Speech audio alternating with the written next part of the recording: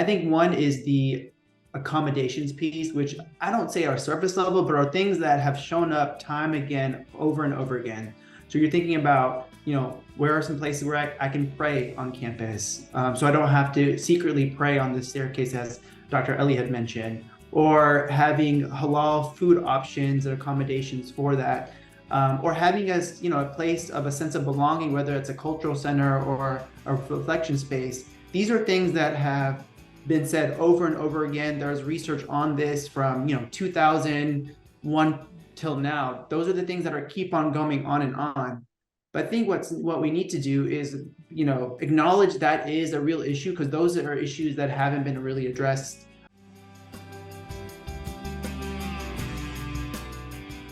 Hello, and welcome to Student Affairs Now. I'm your host, Dr. Glenn DeGuzman.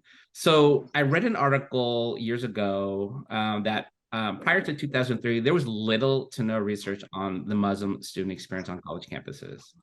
And although there's more efforts taking place today, I'm still very curious to know how prevalent our student affairs practitioners are with knowing and understanding the Muslim student experience on college campuses. So in today's episode, I am joined by a panelist of awesome professionals and faculty from various colleges and universities to share the experience.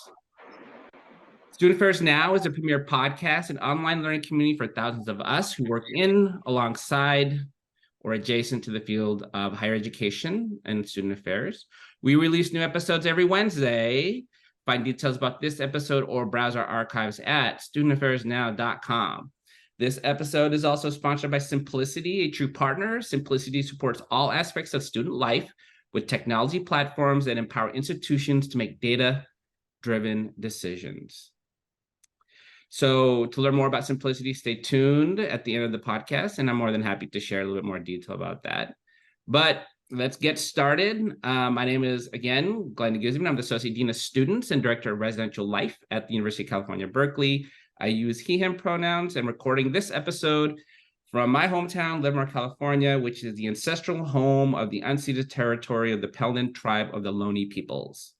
So let's meet our panelists. And so I'm very excited about this group. This is an episode for those listeners that many of our listeners have actually said, we want something on the Muslim student experience. And we're talking about multiple people who have made this request. And so I'm just very excited to bring this group together to get this conversation started. And I'm sure we're gonna have more follow-up episodes about that. So let's just get started, have them introduce themselves. But I'm gonna kick it off with you, Faran. Why don't you introduce yourself to the audience? Hi, everyone. My name is Dr. Faran Saeed. I'm an unapologetically American Pakistani Muslim. This work is very important to me. Thank you for having me on here. My research really focuses on Muslim college students, and particularly looking at those in the South, the Mid-South. I'm really interested in exploring their identity and how they conceptualize that. Professionally, I work at the University of Wisconsin, where I'm the Chief Diversity Officer and oversee the DEI efforts for the International Division, and I use he, him, his pronouns. Thank you for the introduction. And my neighbor up in the north, up in UC Davis, Affaf, want to introduce yourself? Hi, everyone. My name is Affaf Waseem, and I use she, her pronouns. I work at the University of California, Davis as Director for the Middle Eastern, North African, and South Asian Student Resources Office, which is part of the Division of Student Affairs. I got into this work because I wanted the type of mentorship that I hope I'm providing my students. I came in as a Pakistani Muslim immigrant, and all of those experiences have shaped my worldview and who I am and why I do this work. And I infuse everything that I do with a sense of care and love, and hoping that is, shown in my, and all the things that I do and is infused in it. So that's my perspective and experience. Thank you for joining the panel, and I'm definitely looking forward to hearing your perspective on things. And our third panelist, Noor. Hey, I'm Dr. Noor Ali. I teach at the Graduate School of Education at Northeastern University here in Boston. In all three of the programs, that's the Masters of Teaching, the Masters of Ed, and then the Doctorate of Education program here. I lead the transformative school leadership concentration at GST here. I'm also a principal of a faith-based Muslim school in Shrewsbury, Massachusetts. This will now be my 7th year as principal, veteran teacher of 17 years. Mom of 3, get this, 20-year-old, 17-year-old, and 4-year-old surprise baby girl. Wow. So totally in many different spaces. In terms of my work, predominantly interested in transformative school leadership, change agency, STEM education, but most importantly, interested in work around social justice and equity. Critical race theory is my go-to theoretical framework. I've coined a micro theoretical framework that I call Muskrat, and I'm sure we'll get to talk more about that later. Most definitely. And that website, that Muskrat website that you have, it's going to be in the show notes, audience. So you have to check it out. It's unbelievable. You want research, you want some insight perspective, you got to check that out. So let's dive in. And this is, in transparency to the audience, this is a large topic. And we can go in so many different directions. And the time that we have together would not do it justice. So, one of the things that I've asked the panel to do is really identify some of the things that they feel are most pressing to Muslim students who are attending college. And so I'm going to have Affaf kick us off on the things that you see, observe, or are experiencing that the Muslim students are facing on college campuses. This is such a great question. I think to start us off with, before I do start answering this question, I want us to be grounded in a couple of points. So the first thing I want to name is that the Muslim student experience is very diverse. There's a whole spectrum. And it's very important to recognize that the Muslim community is not only diverse in racial and ethnic backgrounds, but also in belief and their own understanding of their own faith, along with how they practice and express their belief systems, right? So everyone's coming in with a very different type of worldview, even if you have the same types of upbringing within your cultural and religious context. Now, knowing that, I always remind folks that we're not a monolith. And so any type of conversation that we have around Muslim American experiences, but even like Muslim student specifically experiences, that they're going to be on a spectrum. So, keeping that intersectionality of identity in mind as well. Some of the challenges that I see within my role at my campus has a lot to do with sense of belonging. So keeping that diversity perspective in mind, you have students coming in and they are looking for a place of belonging, a community, and at times it can be difficult to find folks with like-minded perspectives. And at times it can also be challenging because not only is that diversity present within the Muslim community, but then there's also the external stereotypes and assumptions that folks are making of your identity. So there's like two things happening at once, which is like the internal diversity that you're experiencing and trying to find belonging and community and belongingness within your own community, but then there's also external factors that can make that difficult as you're navigating the college environment. Other things that I'm also seeing are just microaggressions. So when folks are interacting with their advisors, with their faculty members, with other staff members within student affairs, housing, dining, anywhere, they may experience small moments where you have to continuously be an educator. So some of the things that I can think about are just navigating food and dietary restrictions, finding places to pray, and navigating that between moving from your class to a reflection room, which might be on like another end of campus.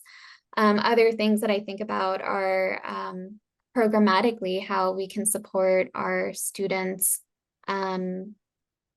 especially during the month of Ramadan, where it can be a little bit harder to access some resources due to the change in schedule. Broadly speaking, I do think that all of this kind of compounds into other types of experiences too, right? Like folks may have challenges with accessing mental health counselors who can provide a culturally relevant perspective within that environment. And so one has to be an educator in many different ways, and that can be very exhausting when you're navigating not only your own academics and your career and finding who you are, but then also being that educator, right, in those spaces. And then finally, all the things that a, 18 to 24-year-old student may be experiencing, there's an added component to our identities being politicized as well. And so navigating the political environment that our country is in at different points in time, across the generations of Muslim students that we have had, can impact our experiences. So I'll hand it off to the next person, but these are just like general challenges that I can kind of summarize. And like you were saying, Glenn, this is such an extensive, topic. We can go in so many different directions, but I'll hand it off to Noor at this point. And before you hand it to Noor, I just want to comment that, the microaggressions piece and just some of the different areas in student affairs where people, their intention is to do their job, but the impact sometimes that they may have on Muslim students maybe is impactful, right? I think about, like, even in my work, prayer spaces and dietary restrictions, taking consideration on high holidays, those type of things that oftentimes are not on the top of practitioners' minds. Their intent is not to do harm, but sometimes they don't realize what they don't know. They're moving forward with and creating a little bit of microaggression and harm. So very, very well said and well spoken. So thank you on that comment. Noor, what are some of the things that you feel are pressing amongst the Muslim student experience? Before I go into my thought process, I just want to add two to the list while we have Affaf's running list going over here. I think the other two things that also pop up are scheduling, the calendar, in terms of, when are the exams taking place, or when are you holding an orientation event where families are welcome to join. If it's on a religious holiday for us, that's like not good practice. And then the other one is sports. I think that's really important, particularly when it comes to female students on college campuses. If there are any kinds of sometimes mandatory restrictions on what can not be worn, and I'm referencing the hijab or longer clothing, those things become really important as well for us to consider. But my own my research, especially when I was researching for the book, I tend to think of this in terms of formal educational journeys and informal educational journeys of students, because any college campus or any lived experience that people have in educational spaces can be formal or informal as well. And I think both of those come into play in very impactful ways on college campuses. So in terms of formal educational journeys, I like to think of that as the curriculum in particular. And we're thinking about the curriculum, I'm really thinking about the curriculum. You can be explicit in a curriculum, but you're also implicit in a curriculum. You're also nullifying certain narratives in a curriculum. And then you are also very deliberately evading certain things in a curriculum. So whatever curriculum we are signing ourselves off to for whatever course, there are these four things happening. There are things that are explicit, implied, nullified, or evaded. And I think it's very important for folks and who are interacting with students to really be intentional in thinking about what's happening in this sphere of curriculum. I ask this question many times to folks. I ask them, in your high school career or even till the end of your college career, when did you read a fictional text as part of the curriculum that featured either a Muslim protagonist or was written by a Muslim author? And I get a mixed response, which is on this very narrow spectrum, which is a never, or read something in my own time, or was assigned to me as summer reading, which, you know, how we take summer reading. Or they had read one of these two texts. And the two texts that often people will say are I Am Malala by Malala Yousafzai, or they will say they read Khalid Hosseini's Kite Runner.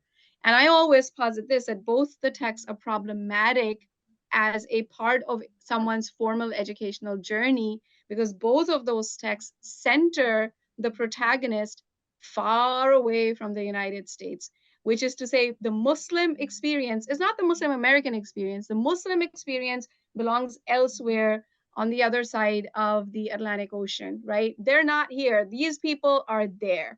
So there's always this back home, go back home, where are your parents from, but where are you really from? All those kind of questions, right?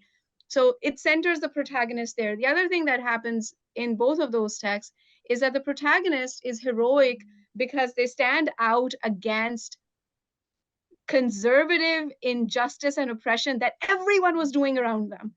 Like, you know, those are barbaric places where everyone is oppressive and it's patriarchal to the core. And here you have the shining hero who stands out against it. But the real whammy is this.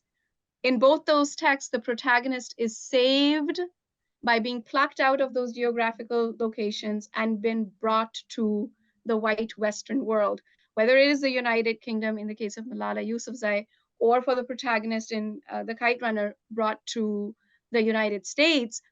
They reinstitutionalize the white savior myth.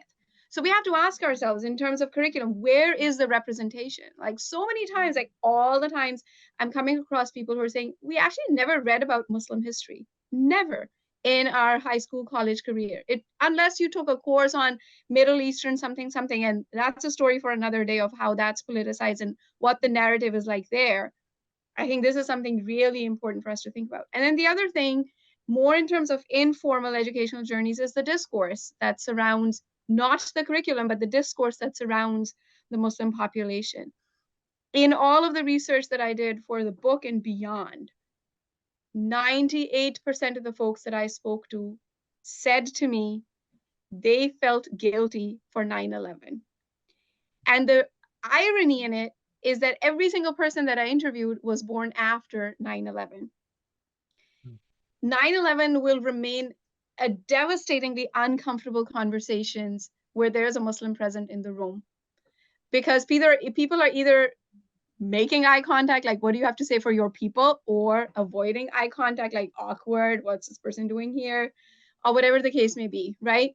So I think the discourse around how we talk about difficult topics, we are deathly afraid of being politically incorrect, but at the same time walk into conversations that are so heavily politicized with already taking a stance, right, about how this connects to this person sitting in my room.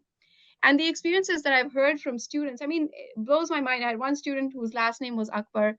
Every time the attendance was taken in the high school, the person would, the person calling the roster would say the last name, and the students in the class would say Allahu Akbar, right, which means God is great, but is, it's packaged as a terrorist phrase, and nobody called those kids out. This is not a microaggression.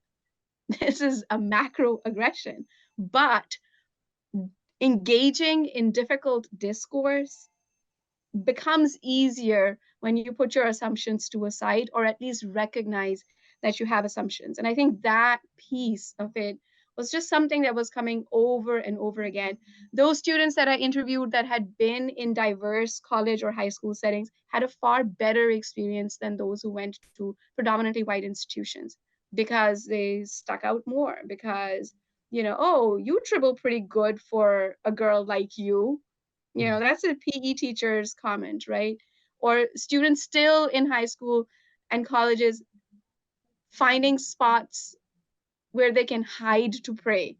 Like, nobody should need to hide to pray, but it's something that's happening in 2023. And we talk about 9/11, but we have to name this. This is post 2016 presidential election hate crimes against against Muslims went up by more than 60%, right? You had a narrative of bigotry and hatred. This is not simple as, okay, let's just make this small adjustment. This is like a systemic, narrative of oppression that was intentional and hateful at the same time. And it changes the conversation too. It's no longer respectful discourse when you have narratives that are painted and people are digging their heels in with a perspective on a community or people that they know they might not have a lot of awareness about. So yeah, and also like it has to do with how I mute my own language, right? Like I remember when I was in doing my doctorate and I said, our population is really marginalized, and I used that word, and my professor, she corrected me and she said, your population is not just marginalized, your population is demonized. And I said, yes, exactly. We have to name this as it is. And I think that piece is really powerful for me. Thank you for highlighting some really important issues. Faran, batter up. First, I just want to affirm everything that my colleagues on this call have said. I think all those are true. There are a couple of things that are standing out to me that I think are important to name. I think there are different levels of issues that Muslim college students are facing, or Muslims are facing in general. I think one is the accommodations piece, which I don't say are surface level, but are things that have shown up time again, over and over again. So you're thinking about, where are some places where I can pray on campus? So I don't have to secretly pray on the staircase, as Dr. Ali had mentioned, or having halal food options and accommodations for that, or having a place of a sense of belonging, whether it's a cultural center or a reflection space. These are things that have been said over and over again. There's research on this from 2001 till now. Those are the things that keep on going on and on. But I think what we need to do is acknowledge that is a real issue, because those are issues that haven't been really addressed, oftentimes because the separation of church and state, and not be able to be able to support students from one specific faith over another. And you can see that other faiths have, there's a privilege to that. There's a Christian privilege to the United States in the way that we operate, whether that's calendars, holidays, even messaging that go out there. So I think in one sense, there is this accommodations piece.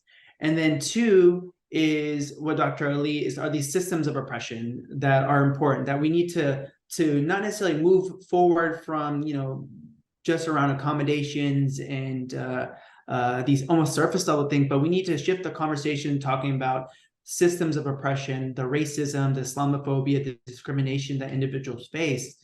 Muslim students, at least in my study, my research, have shown that, hijabs are being ripped off. You're having physical assaults happening on Muslim college students. Even murder of Muslim college students are resulting of these things. And so we need to shift the narrative to really talk about these isms, racism, Islamophobia, and these are the issues that are happening. And, some of the issues that I'm realizing in my study and the participants that I talked to in my research were that, students are not even recognizing Islamophobia. It's so ingrained into society that they don't even see it. When I talk about, vaping in someone's face that's Muslim, that's hijabi, it's just because of a lack of, awareness. Not sure if that's Islamophobia. Right there, that shows that it's so ingrained. And so these are the real issues. And so when you think about identity as well, you can't just focus on a specific image of what a Muslim is. Affaf had mentioned there's a spectrum of experiences and how people navigate their religious faith. And so you think about the intersections, you can't say that, I can do one monolithic view of a Muslim person. So you have to really take the intersections of identity. Someone that happens to be a Black Muslim in the South, their experience is very different than someone that's in the Pacific Northwest that happens to be from a different sect in an area. And so all these things have to be taken into consideration when you're thinking about supporting, Muslim students. And so, these are what I'm seeing as the real issues that are here to stay. And so in one sense, we need to really focus on the accommodations piece, but another level, we need to push past that and really focus on dismantling and challenging these systems of oppression that are perpetuated in institutions, these hegemonic institutions and these practices. Incredible. Faran, I'm going to stay with you, but this is going to be open to all of you because I think all of you spoke to this next question, but I want to bring this question up because I think some of the things that you've shared, I want to really kind of pull this all together, but I want to explore Islamophobia on college campuses. Now, the question is really tied to the roots. What is causing Islamophobia? And all of you touched on it in your opening and this last question.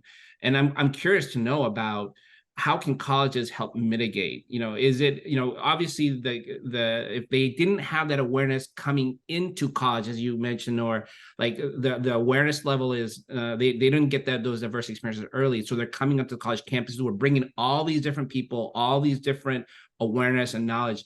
What can college do to mitigate the negative impacts on Muslim students? And this can be from a student perspective or a staff or faculty perspective. I would love to hear from all of you. Faran, can you kick us off? Yeah, I think it's really important to know that Islamophobia has been around for centuries. It goes back to when enslaved Muslims came to the United States, and so you can trace back Islamophobia. The biggest event Noor had mentioned is 9/11. That's something that sits with a lot of people, especially people that are born post 9/11. And I would say that the 2016 presidential election that Dr. Ali mentioned was a defining moment where oftentimes I equate that it's almost like another 9/11 that happened in terms of the impact that happened. But there are so many things around Islamophobia that has contributed to this. So you think about global events in the political climate. You have the Muslim ban that happened. You had the awful rhetoric that's happening, and then there was not any individuals checking or calling out former President Trump on making those informations. But then you also think about media. Media has always had a negative perspective of Muslims, whether that be Islamophobic rhetoric, whether there are individuals that are being hired into doing these stereotypical roles in media in terms of like terrorist narrative, or there's institutional policies and practices that inadvertently discriminate against Muslims or really create an unwelcoming environment. And then, Affaf had mentioned microaggressions and kind of everyday discrimination. These are all results of Islamophobia that have been ingrained in that. And there are so many things that I believe that institutions can do. But I think the number one thing for me is around policy. I think policy is one of the ways that you can really make systemic change. Are the policies that you have with institutions and universities, are they there for just guidance, or are they really causing systemic change? And so I think you as senior leaders, student affairs, provosts, presidents have to really look at the policies that you have on campus and see if they're really actually having the impact that they're intended to have. And oftentimes that's not the case. And so I think policy is important. And I think also that it needs to come from the top. I think senior leadership need to openly call it out. And, oftentimes people want to avoid that so they don't sound politically incorrect. And I think I would rather someone say something than not say something, even if it's not 100% accurate and correct. Affaf, Noor, you want to add? Sure, I can go ahead. I think also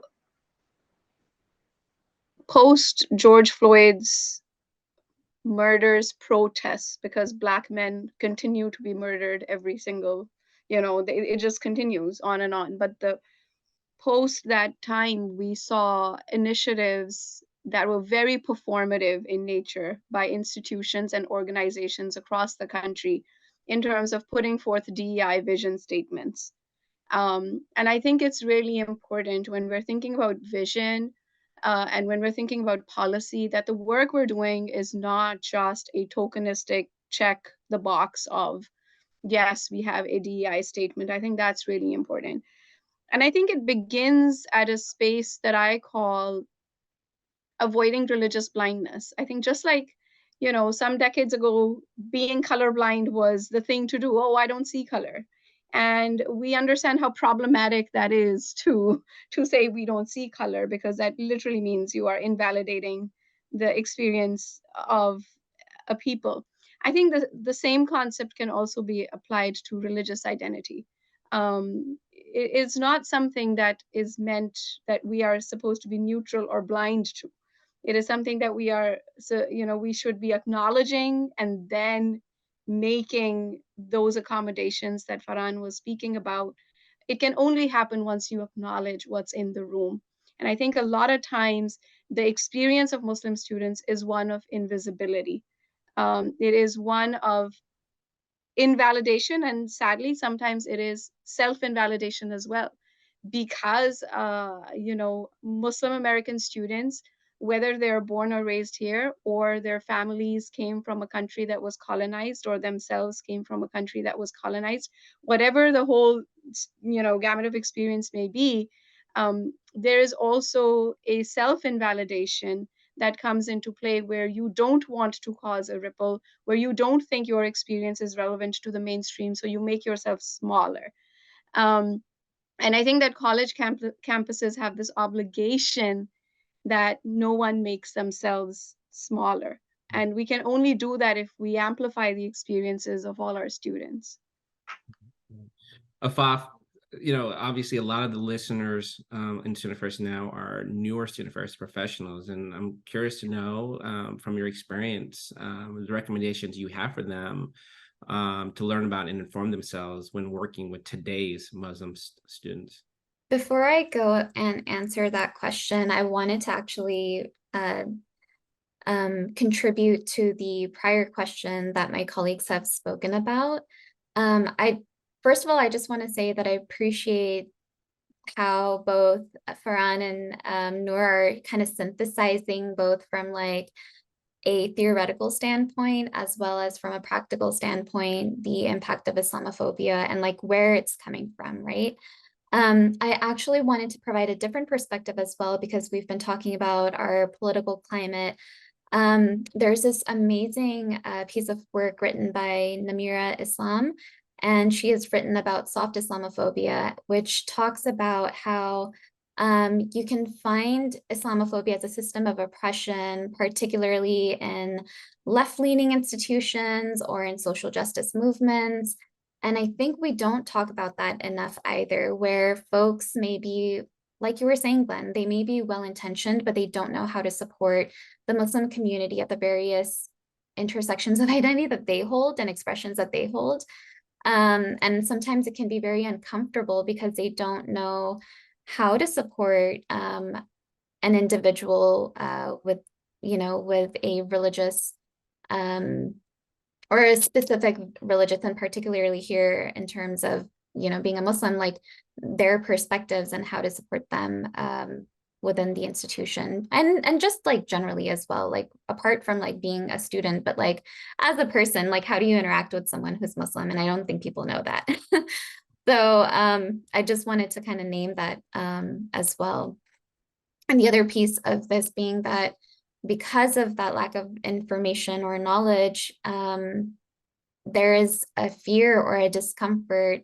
And I think folks aren't as courageous to kind of lean into that discomfort to identify where it's coming from, because at times it's easier to be silent, like Faran was saying, than saying something, but we would rather that than anything else, right? Because stepping into that discomfort means that there's an opportunity of growth and education, and perhaps dismantling a system of a belief that they have, which is oppressive to another community, right? So I love that, and lean in, and oftentimes it is leaning in to change course first with yourself in order to enact change in the greater community. Noor, I want to go back to something we mentioned in the very beginning. Faran, thank you for sharing that her website, because I enjoyed reading some of the research, and I realized, and one of the things about having this episode, hosting the episode, is I get to learn a lot. I learned a lot just kind of perusing it. I learned what I just don't know a lot. That's what I learned. And so Noor, I wanted you to do a deeper dive quickly on the Muslim women and their experiences, and what are some of the factors student affairs professionals should be aware of, particularly when it comes to Muslim women. Yeah, so just to backtrack a little bit, the micro theoretical framework that I've done, um, like critical race theory, we all know what critical race theory is about, but subsets developed under CRT to capture the particular nuance of the unique experience of different demographics, like lat crit or fem crit or queer crit. And when I was doing my work, I was like, there's nothing that captures the experience of the Muslim American, which is why I coined the theoretical framework and thought about the tenets that would fall under it. There are several tenets there. There are some that I find personally more powerful than others. Some of them go on to explain the Islamophobia that we were talking about in terms of a historical, political, social context. Won't go there now. But two or three that I find that really resonate with me in terms of the female, the Muslim woman American experience is one is identifiability. I think that's huge. This is a unique situation. If you compare it to other demographics, this is a unique situation where identifiability plays a very big role into how someone is going to be treated. Like if someone can pass off as not Muslim, their experience is very different from someone who cannot pass off as not Muslim. Now, you can be identified in many different ways. Sometimes people are able to tell by the name that you have. Sometimes they are able to make an assumption, actually, that you are Muslim based on the name that you have or the way that you speak or the color of your skin. And sometimes they can make mistakes. That happens more often than not. But the experience of wearing a hijab for a Muslim woman is a very clear, identifiable marker, right? And I mean, the participants that I was interviewing, some of them even went as far as to say, I haven't had this experience because I'm light skinned and I don't cover, so nobody can tell. And my name is, something that is not so Muslim sounding, So I think the identifiability piece is really huge. And those students who are so easily identifiable as Muslim need the additional, not just support, they need additional networks of safety and security, because it's almost like they're saying, here I am, if you have an ounce of bigotry or hatred in you, this is where I am. So I think that piece is really, really huge. And the participants spoke to me about their experience of, when they were not wearing the hijab as opposed to when they started wearing the hijab, and how they felt, the tides change. Or sometimes it's a conversation starter. Sometimes it's what is going to trigger a lot of assumptions in people, like, oh, she won't know how to speak English, or she doesn't have a doctorate. Like, been there, done that. I've had my share of all of these. Being told to go back home, or are you a terrorist, all of those types of things. And the second one, I think that's also really important, is gender. I think that plays a really important role in the Muslim experience as well, because Muslim women are often seen as oppressed, and Muslim men identifiable are often seen as oppressors. Before they've opened their mouth to say anything, these two target assumptions just kind of follow along in the narrative, right? If you're a Muslim man, you are going to be seen as oppressive, assertive, barbaric, someone who's controlling, all of those types of things, prone to acts of violence. If you're a Muslim woman, you are in need of rescue. You are in need of liberation. Let's have a panel and talk about why XYZ is not a freedom of choice conversation, or whatever the case may be. So in the case of this demographic, which is very unique to other religious groups, gender plays a critical role in how the interaction is going to take place. Identifiability plays a very critical role. And I really think that the counter narratives, which is another tenet, also in CRT and in Muskrat, are critical in dismantling the narrative that is out there. People often say, if you don't tell your story, no one is going to tell your story. And I'm like, actually, no. If you don't tell your story, someone else is going to tell your story. And that's the real danger, because it's going to be a whitewashed, hijacked, sabotaged version of your narrative. So get up there and, speak your counter narrative. Is it important for it to be heard? So I think those three pieces for me are really critical when it comes to the experience of Muslim women. Phenomenal. Counter narrative, speak up. I love that. So we are close to out of time. And I'm pausing because I'm trying to absorb a lot of the wonderful information that I'm listening to, and I think our listeners are going to feel the same. This podcast is called Student Affairs Now. If each of you can take a minute or two to summarize, what are you pondering about? What are you questioning? What's exciting you about, or what's still troubling you, or has been troubling you, obviously, regarding this topic? And I'm going to have Faran. Why don't you kick us off with this question? There are a couple of things that, are coming to mind. I think one that's really troubling me is that we're still having these conversations around accommodations. I did something similar to this podcast 8 years ago, and I talked about very similar things around accommodations. Those things are still being asked from students. And so I think that's really troubling me. But I think one that gives me hope, and Noor just mentioned it, is the power of storytelling and countering the dominant narrative. Counter storytelling has the power to, challenge the dominant narrative and to reclaim that narrative. And so it's important for administrators, peers, staff, faculty to really listen to students and their story. Because their story can really be the make or break for you to support them in their accommodations, and can really help you move away from these, the dominant narrative of Muslims. And so I think there is a power of storytelling. It can elicit transformational change, both for the individual, but also the person that is having those specific views. And so I think for me, those are the two things that are sitting with me and are really important moving forward. Thank you. Noor, why don't you go next? Sure. I'm annoyed at, I'm going to quote Leonardo Zeus, who said, the slow pace of white fragility. That annoys me, where, this is still a topic of, shall we do that? Whereas the demographic itself feels a sense of urgency in, in addressing that. I think a lot of it also has to do with, and this is something that excites me, for the longest time, the Muslim educational research has been minimal or invisible. And I think that that's something that really excites me. I was able to host a symposium just a few months ago where like 40 plus people got together. 15 plus were sharing the work that they're doing on the Muslim American experience. So that really excites me, that there is momentum for this conversation to build, for us to network and not be in silos.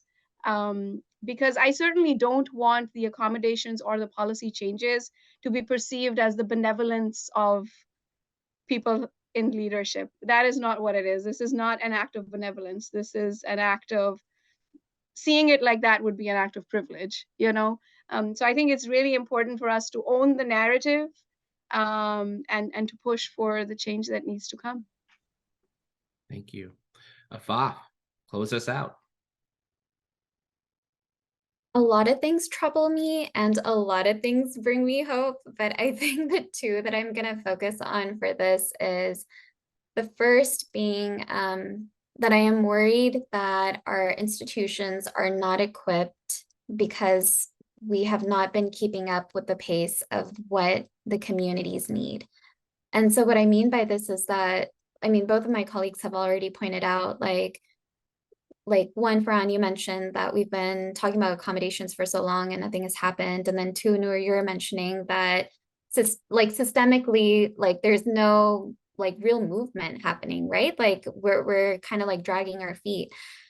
And what is troubling me as I'm kind of seeing this from a broader perspective is that our institutions are slow to make change and our challenges are increasing.